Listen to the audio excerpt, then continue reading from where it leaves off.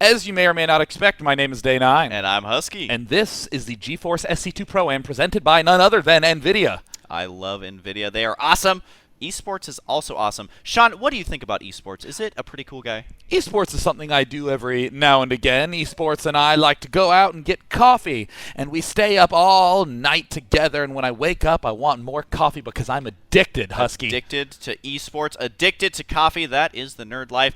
Anyway, spawning up in the top left side, it is going to be Complexity's Cruncher, and he is going to be the orange Protoss. He has managed to squeak out a lead 2-1, even after that fairly large blunder in that last game. But in the top right side is going to be his very famous opponent and very talented opponent. It is going to be Slayer's Boxer in this game, represented as Kaiser. Once again, going to be blue and orange, which I believe on the color wheel, if I remember my art class correctly, are complementary colors. I know they're on the opposite sides. Does that mean complementary? Because it's supposed to be the opposite, but they go together. I mean, is that the rule? Are all the artists out there just raging so hard? I don't. You know, I know how to integrate very, very well. I have a degree in mathematics. But show you a color wheel. Show me a color wheel, and I'm like, I don't know, it's 2 + 2 orange? I don't think so. I think that's how it works out. Nice and simple stuff there. So in those last games, we did see a lot of Marines and Marauders out of Boxer. In the game where he had Ghosts, they were very effective, even using Snipe. And one thing about EMP that I would say the majority of people may not know is that it does remove units out of Cloak. So what he was doing was he was EMPing the Dark Templar and then sniping them, just utilizing the whole arsenal there. So I wouldn't be surprised to see Boxer start to do that a lot more. But the map is, I haven't seen this map in a while, Sean. This is GSL Crevasse. And as I always like to say, it is the metagame map. You have a backdoor expansion that is very easy to take. You have a front door expansion that defends both your backdoor and your main. And I think most importantly, look at the distances on the minimap. Long! So you see one of two categories of people. Those who embrace the distances and the safety and early expand.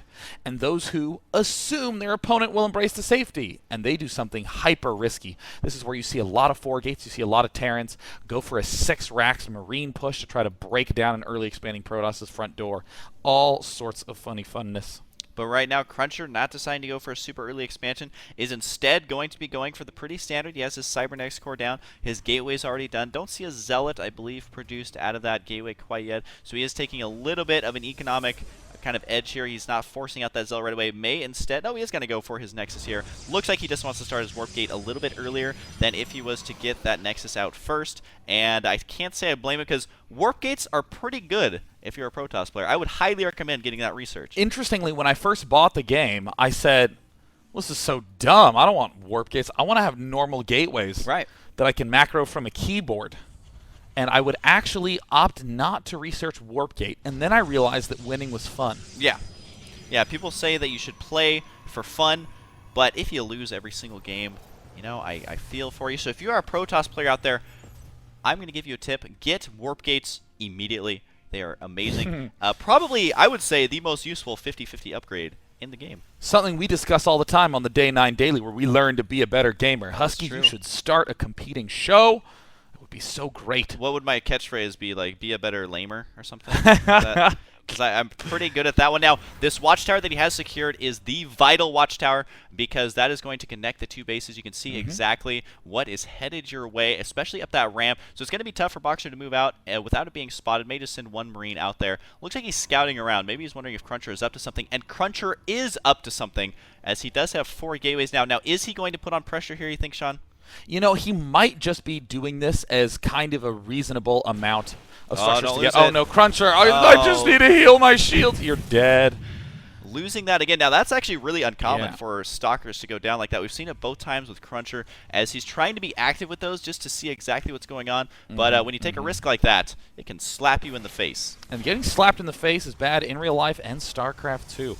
You know, I think getting these 4 gateways up is not unreasonable at all. I mean, if your opponent is early expanding, he's going to have no units at the start and a lot of units in the mid game. So it's fine to build nothing, then get 4 gateways so you don't have that much at the start, but a lot of units in the mid game. I think Cruncher will be playing quite normally from here on out. We see his Forge coming up, we see the gas, and his expansion is complete, so likely Zealot Archon, Zealot Sentry being thrown down, and there's the Sentries, and Boxer continuing to be marginally aggressive with his Mariner Marauder-ing.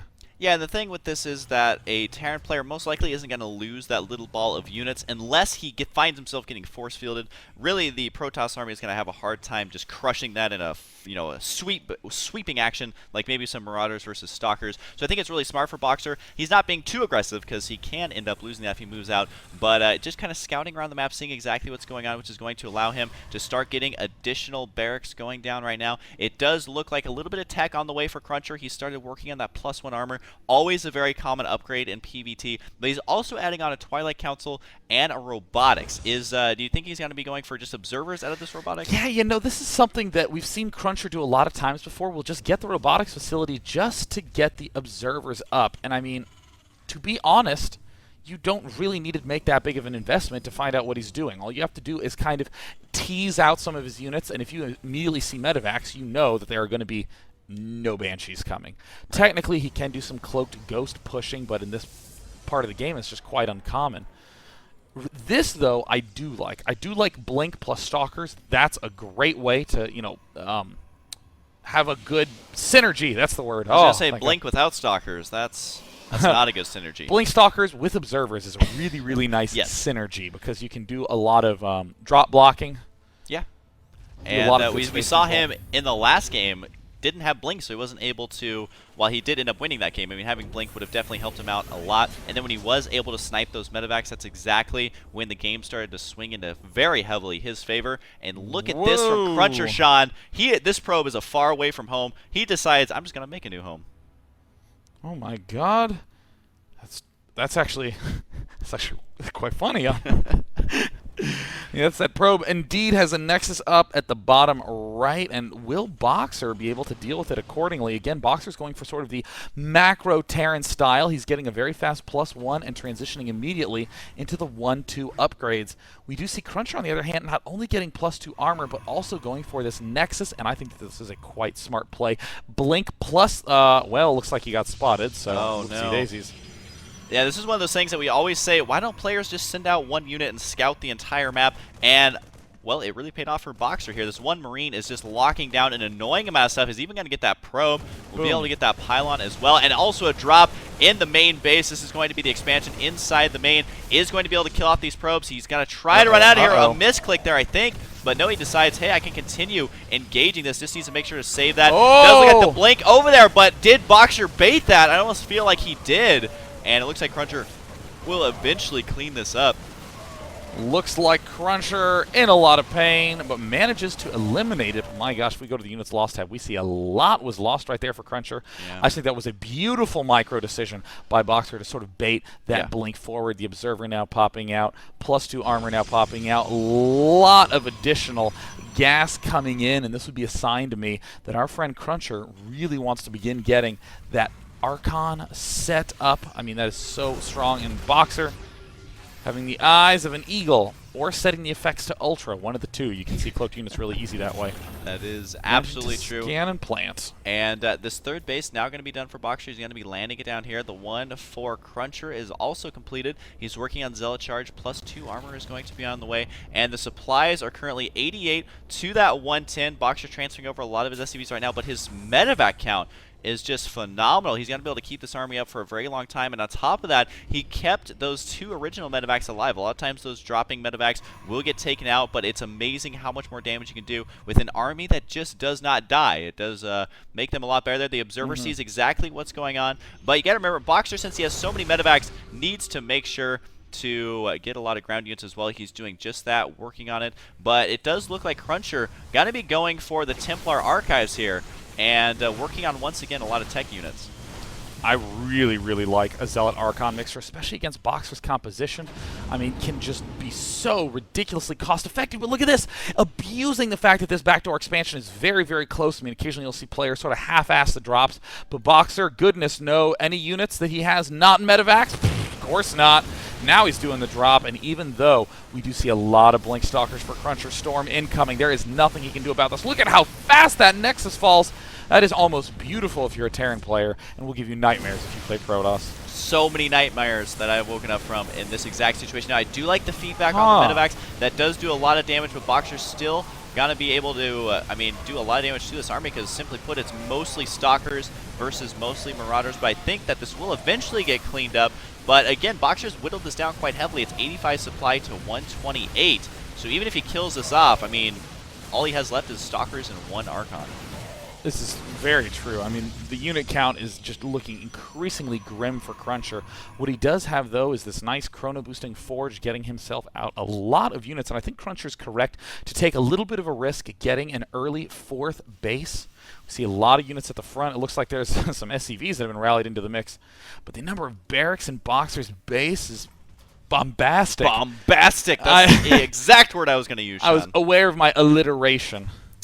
Yeah, so he's going the BBBB build. But at this point, Cruncher trying to get this expansion up and running. And you can see he has not mined it out enough to kind of be able to ignore the fact that the minerals are there. So he is going to have to go ahead and spend 400 minerals on that, 400 on the additional expansion. So you mentioned it being a risk, but this is the exact way he needs to try and get himself back in this game. He is supply blocked just a little bit, which is going to be annoying, especially if he wants to warp in High Templar to start regenerating their energy for the storm. Because Kydarian amulets, they do not produce those anymore. They As a do High not Templar, you exist cannot anywhere. find them anywhere. I mean, they're a relic of the past. They're like VHS tapes. Yes. Some young kids nowadays don't even know what it feels like to warp in a Templar. Or to and have to storm units. rewind a VHS tape. I know. What do you mean rewind the Templar? They just die all on their own. Maybe you have to go on eBay to get one of those. And at this point, Cruncher may have to go on eBay to get an army, as at this point there's a lot of stuff here for Boxer. That's absolutely true. Boxer has an army that only eBay could possibly solve against. And we do see, oh, this is a little bit of a misstep by Boxer. I mean, you generally always get 2-star ports at some point by the end of the game, but we're seeing Cruncher completely neglecting the Colossus tech, opting for just Templar, Speed Zealots, Blink Stalkers, getting those extra bases up, having a pylon down here for no reason. So, I mean, it looks like Boxer might just be preparing for the just-in-case Vikings. Now, the trend that I've seen in Boxer games is if he gets ghosts, he tends to win. And he just made 5 ghosts, is making 3 more, plus getting that personal cloaking. What an awesome upgrade to have if you were a ghost. And the important thing about that cloaking, not only can you do mineral line harassment, but you send your ghost out just a little bit ahead. Even if it's just 1 or 2 completely cloaked, you can EMP their entire army. The Protoss almost never sees it coming. And one thing we've seen Boxers do so well this game is snipe the observers. I've seen at least 3 or 4 times where he sniped cloaked observers as opposed to the non-cloaked ones. But regardless, preventing the Cruncher from being able to spot those ghosts moving in is going to be huge. Throwing down some macro barracks just because he has so much money. But macro barracks, I love that term. It's like, now this is one of my micro barracks. It will be floating up here doing spotting. Yeah. But the macro barracks is vastly macro superior. Barracks, baby. I agree with you wholeheartedly. A lot of players make this mistake, try to do too many micro barracks in their gameplay. And the mass ghost, oh my god, Husky, exactly as you said. Oh my god, that is so many. The storms are going to hit it, almost killing all those ghosts. No. We could see a lot of snipes go down. Here it comes right now, storming right on the ghost, though. They're trying to back out of there. Ghosts are very, very, very expensive to have, and there's the sniping right there on the High Templar. Splitting up those ghosts is very important, but Sean, their spawns seemingly right next door as both players have expanded right next to each other, so this is such a tense moment. Probably one of the most awkward-looking maps ever as Boxer has expanded to the left, while it looks like Cruncher expanding downward, taking 3 expansions simultaneously. I love Cruncher's late game so much, getting an excess of gateways, expanding lots, but this game running a little bit low on that gateway excess. We've seen him do so much and having some great spotting, and it looks like Medevac 1. Oh, he didn't quite let them come close enough inward.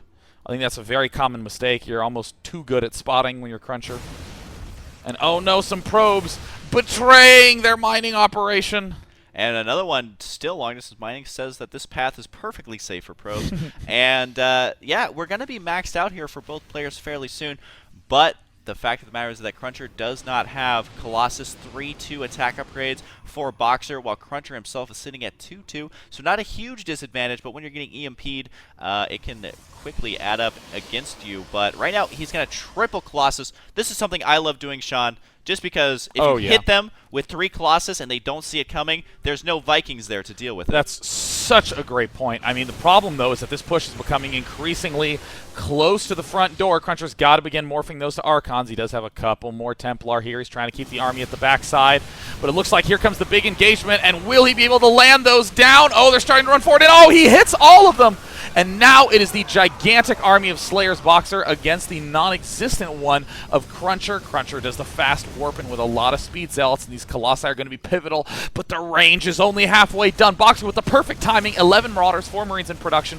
The sprint to take down that one Nexus, and now we're seeing one of those Colossi begin to work their way through all of those barracks units. But where is the second round of Warpins? Cruncher desperately trying to get more of those basic ground units into play, but he loses all but one of his Colossi, 3 more in the making.